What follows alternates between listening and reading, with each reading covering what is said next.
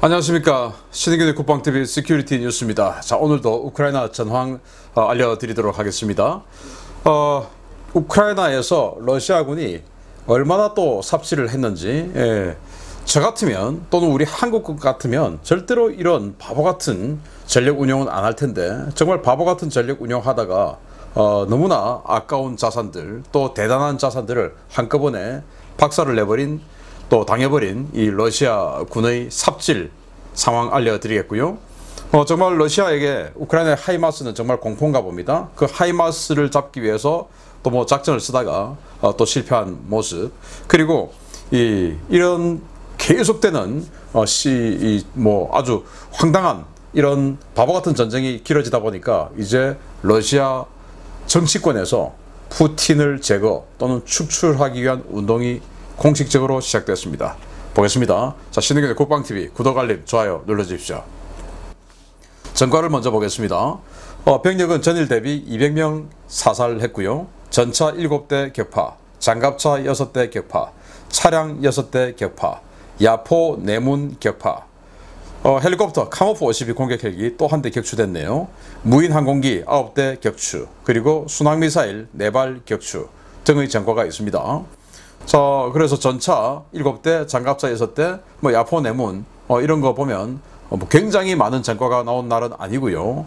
그냥 평범한 날이다 라고 생각이 되는데, 이 사상자들은 대부분 역시나 이 돈바스 지역에서 우라 돌격, 그러니까 도네츠크군, 루안스크군 이런 쪽에서 대부분 나오고, 그러다 보니까 그 도네츠크와 루안스크 쪽에서 다시 엄청난 이 불만이 쏟아져 나오고 있는 상황이라고 합니다. 자, 이런 전과를 바탕으로 전선 상황을 보겠는데요. IAEA가 국제원자력 기구죠. 러시아가 자포리자 원전의 위험성을 안고 계속 운영 중이다. 그러니까 즉각 니들은 손 떼라 라고 국제원자력 기구가 성명을 발표했습니다. 정말 우리는 지구 반대편에 있으니까 조금 무덤덤한 것 같은데, 지금 뭐 전 세계에서 IAEA 또는 나토, 그리고 크게 멀지 않은 이 흑해 건너편에 있는 나라죠. 터키, 이런 나라들이 나서서 이 원전에 대해서 계속 지금 뭔가를 촉구하고 또 뭔가 회담을 하고 있는 것으로 봐서 굉장히 심각한 것 같습니다. 젤렌스키 우크라이나 대통령이 우크라이나 포로들을 쇼 재판하면 협상은 없다. 이게 뭐냐? 이제 아조프 연대 같은 이런 포로들을 재판을 그냥 형식적으로 이렇게 보여주기식 재판하고 그리고는 사형시키는 이런 거 하면 협상 없다. 협상 안 하면 누가 더 답답하냐? 러시아가 답답하다라는 거 아니겠습니까? 왜냐? 더욱더 수렁에서 허우적거릴 테니까. 러시아가 루안스크에서 14에서 18세 청소년을 징집해서 강제 노역을 시키고 있답니다. 그건 정말 국제법 위반이죠. 청소년들을 징집해서 강제 노역시킨다. 정말 놀라운 러시아인데요. 우크라이나 정보국은 도네츠크와 루안스크가 서로 간의 지역 감정이 심화되고 있다. 이거는 너무나 당연한 수순이라고 봅니다.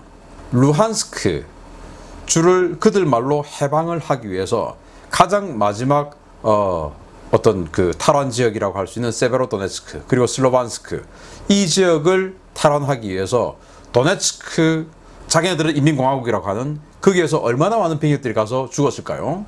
그러니까 도네츠크는 지금 서로 나라가 다르죠. 루안스크 인민공화국, 도네츠크 인민공화국. 왜 우리가 루안스크를 해방시키기 위해서 우리 도네츠크인들이 저렇게 많이 죽어야 돼? 라고 불평을 하고요. 그리고 루안스크는 우리는 지금 100% 다 해방했는데 왜 우리가 자꾸 전쟁에 끌려나가서 도네츠크 쪽에서 싸워야 되고 이렇게 해야 되냐? 우리 싸우지 말자. 우리는 이제 안 한다. 이제 이렇게 되고 있으니까 뭐야? 우리도 니들 해방시키기 위해서 세베로도네츠크와 슬로반스크에서 그렇게 많이 죽었잖아. 무슨 소리야? 이제 이렇게 해서 서로 지금 지역 감정이 엄청나게 심화되고 있답니다. 당연한 거 아니겠습니까? 러시아의 FSB는 알렉산드르 두긴의 딸이 원격 폭탄에 의해 희생되었다 라고 발표를 했고요.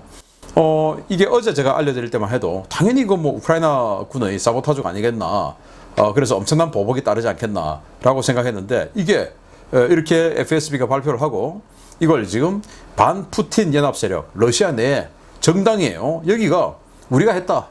그리고는 이제 푸틴 체제 전복 운동 시작한다.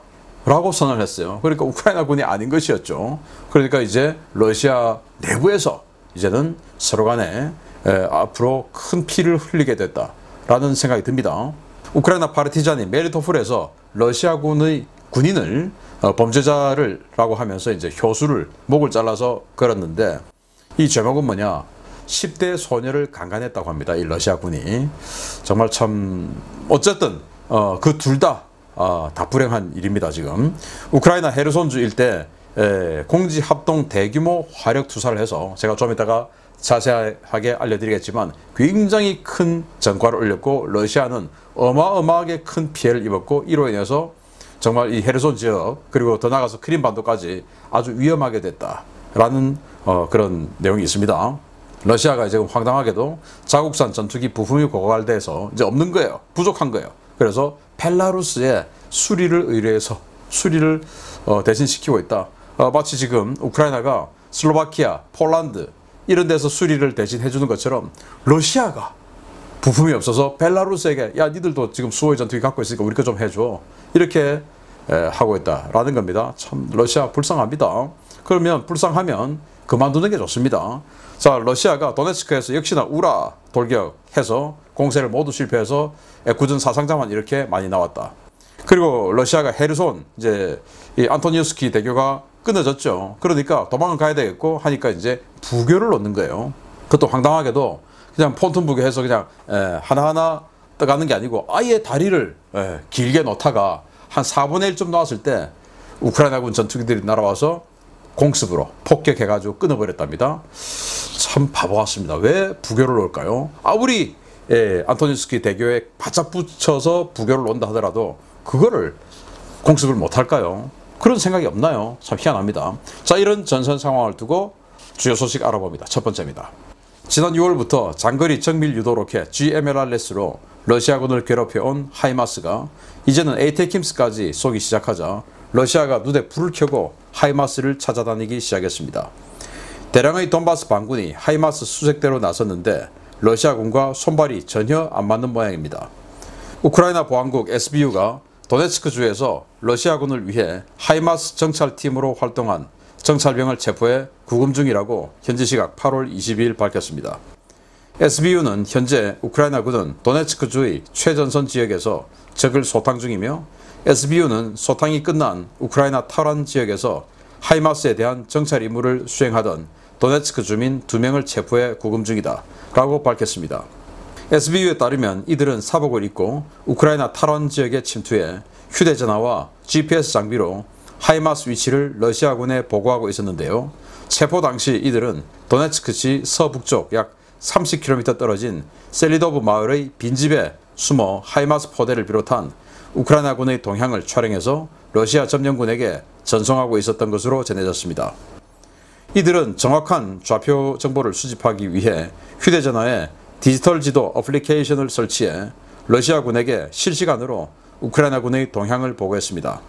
그런데 이들의 좌표 보고가 잘못된 것인지, 러시아군의 사격 실력이 엉망인 것인지, 이들의 보고를 받고 러시아군이 집중 포격을 퍼부은 것은 하이마스 진지가 아니라 하이마스 포대에서 한참 떨어진 셀리도브 저수지의 취수장이었습니다. 러시아는 개전 초부터 우크라이나가 활용하고 있는 휴대전화 기반 주민 첩보 수집 체계를 모방해서 지난 7월부터 정찰 교육을 이수한 돈바스 반군을 우크라이나 탈환 지역으로 침투시키고 있는데요. 이들이 각지에서 정보를 수집해 러시아군에게 보고하고 있음에도 불구하고 러시아는 지금까지 단 한 대의 하이마스도 잡지 못했습니다.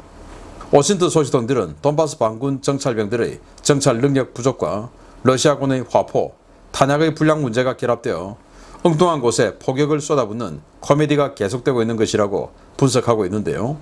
이번 전쟁 전 기간에 걸쳐서 러시아군 정말 뭘 해도 안 되는 것 같습니다. 자, 하이마스 정찰팀을 꾸려서 도네츠크 군이죠. 그 도네츠크 군을 민간인 복장으로 사복을 입혀서 이제 우크라이나가 통제하고 있는 곳으로 보내는 것이죠. 그렇게 해서 하이마스가 어디 있냐 찾아가지고 너 누구야 하면은 그냥 뭐 민간이다 그러기로 하고, 자 그렇게 해서 이제 숨어서 보고는 하이마스 아측이 있구나 탐지를 해서 텔레그램이나 뭐 다른 통신 수단으로 보고를 한 겁니다. 그리고는 이제 화력을 유도를 하는 건데 활용유도를 엉뚱한 것으로 했는지 그래서 독도법을 잘 못 알아서 목축으로 이렇게 지금 보고 딱 전송을 했는데 독도법을 잘 못해서 엉뚱한 좌표를 보내줬던지 아니면 두 번째 러시아의 포탄이 지금 워낙 오래된 포탄들 아닙니까? 그러다 보니까 공산 오차가 워낙 커서 엉뚱한 데로 날아갔는지 아무튼 하이마스 포탄 여기 있는데 그 옆에 있는 저수지로 날아가가지고 물에 떨어졌다 이겁니다. 참 황당한데요. 그런데 이 위치가 어디냐? 이 도네츠크시에서 직선거리로 32km 지점이에요. 여기까지 지금 하이마스가 들어왔다고 하는 것은 이 뒷지역을 이 도네츠크시와 이 도네츠크보다 더 후방 지역을 때리기 위한 그런 전방 추진이죠. 32km까지 들어왔으면 굉장히 위험한 지역인데 그러니까 이제 포격을 맞은 거 아니겠습니까? 물론 직격은 안 당했습니다만은. 그런데 왜 32km로 들어왔냐? 하이마스의 로켓탄이 기본탄이 32km 사거리예요. 그래서 기본탄 사거리까지 들어와서 아무리 뭐 미국이 GMLRS를 준다 하더라도 그 GMLRS는 신형이고 비싸죠. 그래서 오래전부터 가지고 있었던 구형탄 그러니까 기본탄이 32km니까 그거 많이 줬겠죠. 그래서 이렇게 도네츠크에서 32km까지 들어와 있는 이 하이마스를 발견하고 쏘았지만 엉뚱한 데로 갔다. 그리고는 그들을 잡혔다. 그리고는 뭐 이것만 있겠습니까? 계속 체포작전을 하는 것이죠. 전파를 탐지해서 보내는 전파를 탐지해서 잡았다라고 하는데 뭐 저는 전파 전문가가 아니기 때문에 이런 거 보면 참 신기하다. 어떻게 이런 것도 잡아내냐. 우리가 예를 들어서 카카오톡하고 하는 거, 이 텔레그램 하다가 잡혔으니까 그런 거 다 잡아낸다는 거 아닙니까?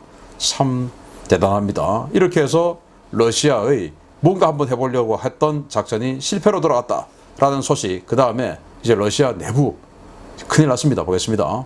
우크라이나 전쟁에서 러시아가 6개월 넘게 죽을 쓰면서 러시아 내부의 정치적 혼란이 점차 심화되고 있습니다. 주로 진보 자유 진영에서 이루어졌던 반푸틴 활동이 극우 진영으로 확대되어 극도로 위태로운 정치 지형이 펼쳐지고 있다는 소식입니다. 모스크바 현지 시각으로 8월 20일 저녁 블라디미르 푸틴의 정서적 대부로 알려진 극우 사상가 알렉산드르 두긴을 노렸던 차량 폭탄 테러는 우크라이나군 특수부대가 아니라 러시아 반정부 그룹의 사보타주였다고 러시아 연방보안국 FSB가 현지 시각 8월 20일 밤 긴급 브리핑을 통해 밝혔습니다. FSB는 이번 사건에 대한 초동 수사 결과를 종합해보면 이번 테러는 사전에 치밀하게 준비된 것으로 보이며 국내 반정부 세력이 개입된 것으로 보인다 라고 밝혔는데요. FSB 발표와 거의 동시에 러시아 원외 정당인 공화당을 주축으로 하는 반푸틴 연합단체들은 이번 사건을 자신들이 감행한 거사라고 밝히며 푸틴 체제 전복에 나서겠다고 선언했습니다. 현지 시각으로 8월 21일 야간에 발표된 전 러시아 공화당은 블라디미르 푸틴은 제멋대로 헌법을 뜯어고쳐 권력을 찬탈했고 슬라브 민족 간의 전쟁을 촉발했으며 러시아 장병들을 무의미한 죽음으로 내몬 전쟁 범죄자라며 누군가는 극도의 빈곤을 누군가는 궁궐의 삶을 누리게 하는 것이 푸틴 국가 운영의 핵심이다 라고 비난했습니다. 이들은 또 우리는 투표권을 박탈당한 시민은 폭군에 대항할 권리가 있다고 믿는다 라며 푸틴은 반드시 폐위되고 우리에 의해 파괴될 것이며 그에 동조하고 부역해온 자들 역시 사임하지 않을 경우 우리가 파멸시킬 것이다 라며 추가 사보타주를 예고했습니다. 이들은 푸틴이 불명예스럽게 만들어낸 삼색기를 폐지하고 흰색과 파란색, 흰색으로 만들어진 새로운 깃발 하에 모두가 뭉쳐야 한다 라며 부역자들은 지금이라도 범죄 행위를 중단하고 국민들의 편에 서서 푸틴을 몰아내는데 힘을 보태라 라고 요구했습니다.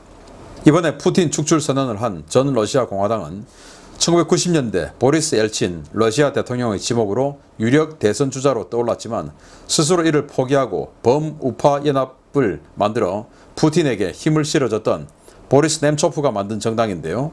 nemtsov는 러시아 연방 수석 부총리까지 지냈고 푸틴을 휘하 장관으로 두며 각별한 사이로 지냈지만 푸틴이 점차 독재 노선을 취하면서 야당 지도자로 변신했고 반푸틴 활동을 벌이다가 지난 2015년 2월 푸틴이 보낸 자객에 의해 제거당한 바 있었습니다. 전 러시아 공화당은 자신들에게 16,000여 명의 당원과 1,000여 명의 활동 요원이 있다면서 푸틴을 몰아낼 때까지 러시아인들은 물론 전 세계인들과 연대해서 싸우겠다라며 사실상 반정부 투쟁의 기치를 들었는데요. 이번 투쟁에는 국가두마 450석 가운데 여당인 325석 규모의 통합 러시아당을 제외한 나머지 대부분의 정당이 좌우를 초월해 지지하고 있는 분위기여서 반푸틴 세력의 푸틴 축출 선언과 사보타주 경고가 향후 러시아 전국에 어떤 폭풍을 몰고 올지 주목됩니다. 네, 두긴이라는 사람인데요. 이 사람이 지금 전방을 쳐다보면서 고함을, 그러니까 비명을 지르고 있는 거예요. 그 전방이 어디냐? 이건 합성한 겁니다. 여기를 쳐다보고 있었어요. 이게 뭐냐? 바로 자신을 데리러 온 딸입니다. 딸이 타고 있는 승용차. 그러니까 아마 이 테러를 한 측에서는, 자들은 이 사람을 제거하기 위해서 했는데 타이밍이 살짝 안 맞았던 것이죠. 그래서 자신은 이 차를 타기 위해서 가다가 이렇게 자신의 딸이 운전하고 있던 차가 자신을 기다리다가 폭발하면서 딸이 죽는 모습을 쳐다보면서 비명을 지르고 있는 거예요. 참 안타까운 상황입니다. 이 사람이 어떤 역할을 하고 세계사에 또 러시아사에 어떤 역할을 했는지 뭐 그걸 떠나서 그냥 인류의 한 사람으로서 딸이 죽는 모습을 현장에서 보고 있는 이 모습 참 안타까운 상황인데요. 아무튼 이것이 우크라이나 군의 사보타주였지 않을까라고 생각한 지 하루도 지나기 전에 FSB가 이거 이제 국내 반전부 세력이다라고 하면서 또 전 러시아 공화당에서 우리가 했다. 그리고 앞으로 더 할 거다라고 이야기를 한 겁니다. 이제 러시아 내에서 이제 테러 세력이 뭐 정당이지만 테러 세력이 생긴 거나 마찬가지가 아닌가라고 생각이 되고, 그동안 이제 이 푸틴에 대해서 반대하고 하던 그런 정치 세력들은 주로 이 진보 세력들이죠. 그랬는데 이제는 극우 세력들도 푸틴을 이제 반대하고 나섰고, 또 이 푸틴과 같은 통합 러시아당 내에도 극우적인 성향을 가진 사람들은 야, 전쟁 이거밖에 못하냐, 계엄을 선포해라 라고 해서 또 반대를 하고 있는 상황인데, 이게 바로 그 전 러시아 공화당에서 우리가 했다라고 선포한 성명이에요. 성명서고, 그리고 러시아의 현재 정치 지형을 보면 국가두마죠. 우리로 치면 이제 국회인데 총 450석의 의석 중에 푸틴의 정당이죠. 통합 러시아당이 325석. 그러니까 뭐 압도적인 세력이고, 그리고 야당은 공산당 블록에서 57석입니다. 러시아 연방공산당 55석, 새로운 사회주의 1석, 군대 지원운동 1석, 그리고 자유민주 블록이 있습니다. 여기는 23석. 그러니까 자유민주당이 21석, 로디나 1석, 시민연단 1석, 그리고 공정 러시아 블록, 여기는 이제 28석인데 공정 러시아당이 전부 다 28석을 다 차지하고 있고요. 그리고 기타 야당이 16석인데 새로운 사람들이 15석, 그리고 성장당 1석, 그리고 무소속 1석, 이렇게가 야당을 이루고 있는데, 이게 이제 앞으로 어떻게 될지, 또 러시아의 이 국내 정세는 어떻게 될지 정말 주목되는 상황입니다. 기대되죠. 세 번째입니다. 러시아가 헤르손 전선의 방공을 강화하기 위해 몇 대 없는 국가 전략 방공 자산을 전진 배치시켰다가 어이없게 상실했다는 소식입니다. 러시아가 일명 스텔스기 킬러라고 자랑하는 전략 레이더가 우크라이나군의 포격에 파괴됐습니다. 우크라이나군이 다른장 로켓과 공군의 합동작전을 통해 헤르손 전선 카우프카 일대에 배치된 러시아군의 S-300 방공 시스템과 이를 지원하던 네보-M 레이더를 파괴했다고 현지 시각 8월 22일 전황 브리핑에서 밝혔습니다. 우크라이나군 총참모부는 오늘 카우프카 일대에서 S-300 진지 2개소를 파괴하고 이를 지원하던 네보-M 장거리 레이더 1개소를 파괴했다라며 이번 공격으로 약 20여 명의 침략자들이 제거됐다라고 밝혔습니다. 이번 공격에 동원된 자산은 하이마스에서 발사된 GMLRS와 우크라이나 공군의 전투기로 알려졌는데요. 우크라이나군은 이번 방공진지 파괴 작전이 미그-29 전투기가 발사한 함에 의한 것인지 하이마스에서 발사한 GMLRS에 의한 것인지 보안상의 이유로 밝히지 않았습니다. 러시아가 지난 2011년부터 도입을 시작한 네보-M 레이더 시스템은 VHF와 UHF, L밴드와 X밴드 등 4개의 레이더와 지휘차량, 발전 차량이 패키지로 구성된 첨단 장거리 방공 레이더 시스템인데요. 러시아는 이 레이더의 최대 탐지 거리를 3,800km, 최대 탐지 고도를 1,200km로 소개하고 있습니다. 이 레이더는 각기 다른 4개의 레이더에서 획득한 정보를 융합해 600km 이상의 원거리에서 적의 탄도미사일 20개를 동시 추적할 수 있고 500km 이상 거리에서도 F-22나 F-35급의 스텔스기를 잡아낼 수 있다는 것이 러시아 측의 주장인데요. 카탈로그 스펙이 워낙 강력해서 중국이 오래전부터 도입을 추진했지만 손에 넣지 못한 러시아 방공 전력의 최고 전략 자산 가운데 하나입니다. 러시아는 총 1개 패키지를 1개 연대 편제로 삼아 상트페테르부르크와 키렐리아, 블라디보스톡, 세바스토폴, 노보시비르스크, 북극권 모처 등 6개 지역에 네보 M 전력을 운용 중이었는데요. 러시아는 총 6개 연대 전력 가운데 1개 연대에 해당하는 네보 M 전력을 이번 공습에 의해 잃게 되었습니다. 우크라이나 오신트 소식통들은 스텔스기와 탄도미사일까지 다 잡아낸다던 네보 M과 S-300이 함께 배치되어 있었는데 전술 유도 로켓과 구형 전투기 조합을 못 막았다라며 러시아의 뻥스펙을 조롱하고 있는데요. 스텔스기도 잡는다는 전략 레이더가 재래식 로켓과 구식 전투기에 당한 이 상황, 내일 아침 러시아 국방부는 어떤 거짓말로 이를 해명할지 지켜봐야 하겠습니다. 자, 이 레이더 시스템들이에요. 정말 뭐 어마어마하게 거대한 이 안테나가 있죠. 이게 VHF 안테나, 그리고 이제 L밴드, X밴드, 뭐 또 UHF, 이제 이런 안테나들 다 조합해서 하나의 타겟을 교차 검증해서 이제 잡아내는 겁니다. 이걸 파괴를 시켰는데, 자, 이게 이제 VHF 안테나가 있죠. 우리 예전에 뭐 TV 이렇게 보면 UHF, VHF 해서 지붕 위에다 달았지 않습니까? 그런 거에 엄청나게 큰 덩치, 거기다가 A사 전자식 버전이라고 보시면 됩니다. 그리고 X밴드, 사드 레이더가 X밴드 아닙니까? 그 X밴드, 그리고 L밴드. X밴드가 가장 촘촘한 파장, 그리고 L밴드가 조금 더 이제 굵은 파장, 그리고 VHF, UHF는 엄청나게 이제 큰 웨이브 파장이죠. 그래서 이 VHF나 UHF는 아주 멀리 보는 것이고, 그리고 X밴드는 멀리는 못 보지만 정확하게 탐지를 할 수 있는 그런 시스템을 이제 하나로 통합해서 이제 적을 이거는 뭐다 하는 것을 탐지하는 거고, 그걸 추적해서 여기까지 가는 유도를 해주는, 옆에 있는 S-300 또는 S-400 이런 것들하고 이제 연동해서 유도를 시켜주는 이런 역할을 하는 것이죠. 그래서 그림으로 보시면 일단 VHF는 멀리 볼 수 있으니까, VHF는 파장이 크니까 이게 뭔지 알 수가 없어요. 그냥 멀리서 이렇게 돌리고 있다 보면, 뭐 돌리는 거 아니고 A사로 해야 되니까 그냥 보고 있다 보면 뭐가 하나 걸리죠. 그냥 희미하게 보입니다.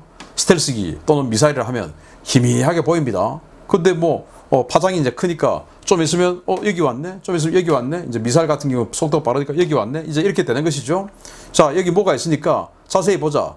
자, X밴드, L밴드, 니들이 여기 교차 검증해. 그래서 삼각 측량을 하는 거예요. 삼각 측량. 자, 그래서 요거 상태를 보니까 이거 속도를 보니까 미사일은 아닌 것 같아. 그러면 시속 한 900km 정도로 날아오고 있는데 뭔가 잘 안 보여.